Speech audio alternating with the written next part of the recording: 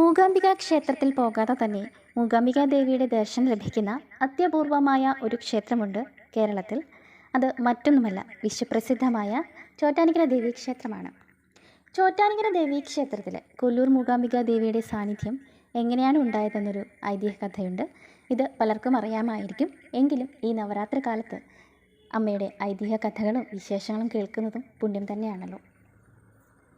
വിദ്യാസമ്പന്നരുടെ നാടായ കേരളത്തിൽ വിദ്യാഭഗവതിയായ മഹാസരസ്വതിക്ക് ഒരു ക്ഷേത്രം പോലുമില്ല എന്നതിൽ അത്യധികം ദുഃഖിച്ച അദ്വൈത സിദ്ധാന്തത്തിൻ്റെ മുഖ്യ പ്രയോക്താവായിരുന്ന ആദി ശങ്കരാചാര്യർ ദേവീപ്രീതിക്കായി കുടജാദ്രിയിൽ പോയി തപസ്സിരുന്നു.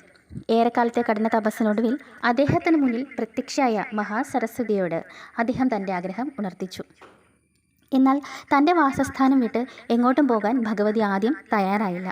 എങ്കിലും ഭക്തനായ ശങ്കരാചാര്യരുടെ ആഗ്രഹത്തിനൊടുവിൽ ഭഗവതി പ്രസാദിച്ചു. താൻ ശങ്കരാചാര്യരുടെ ഒപ്പം വരാമെന്ന് സമ്മതിച്ചു. പക്ഷെ ഒരിക്കലും യാത്രാവേളയിൽ തിരിഞ്ഞു നോക്കരുതെന്നും തിരിഞ്ഞു നോക്കിയാൽ അപ്പോൾ തന്നെ താൻ അപ്രത്യക്ഷയാകും എന്നും ഒരു നിബന്ധനയെ ഭഗവതി അദ്ദേഹത്തിന് മുമ്പിൽ വെച്ചു. ഈ നിബന്ധന അനുസരിച്ച് ഭഗവതി ശങ്കരാചാര്യരെ അനുഗമിച്ചു. യാത്രാവേളയിൽ ഭഗവതിയുടെ ചിലങ്കാനാഥം കേൾക്കാതായപ്പോൾ ശങ്കരാചാര്യർ തിരിഞ്ഞു നോക്കുകയും ഭഗവതി അപ്രത്യക്ഷമാവുകയും ചെയ്തു.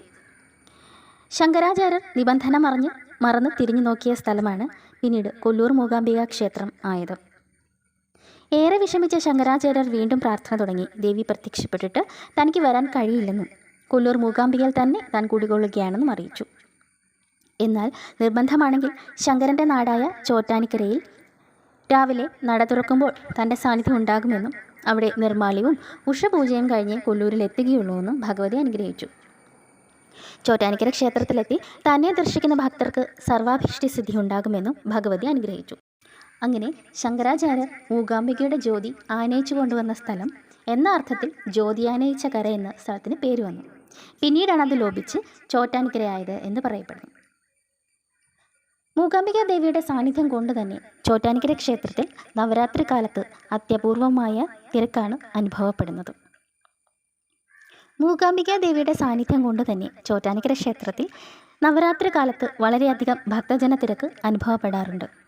വിദ്യാരംഭത്തിനും കലാ അരങ്ങേറ്റം കുറിക്കുവാനുമൊക്കെ ധാരാളം ഭക്തർ ഇവിടേക്ക് എത്തുന്നു. എന്നാൽ വിജയദശമിക്കല്ലാതെ എല്ലാ ദിവസവും ആദ്യാക്ഷരം കുറിക്കാൻ കഴിയുന്ന പ്രത്യേകതയും ചോറ്റാനിക്കര ക്ഷേത്രത്തിനുണ്ട്. ഇത്തരത്തിൽ ഒരുപാട് അത്ഭുതങ്ങളും ഐതിഹ്യങ്ങളും നിറഞ്ഞ മഹാക്ഷേത്രമാണ് ചോറ്റാനിക്കര ദേവീക്ഷേത്രം. ഈ നവരാത്രി കാലത്ത് എല്ലാ ഭക്തരുടെ ആഗ്രഹങ്ങളും അമ്മ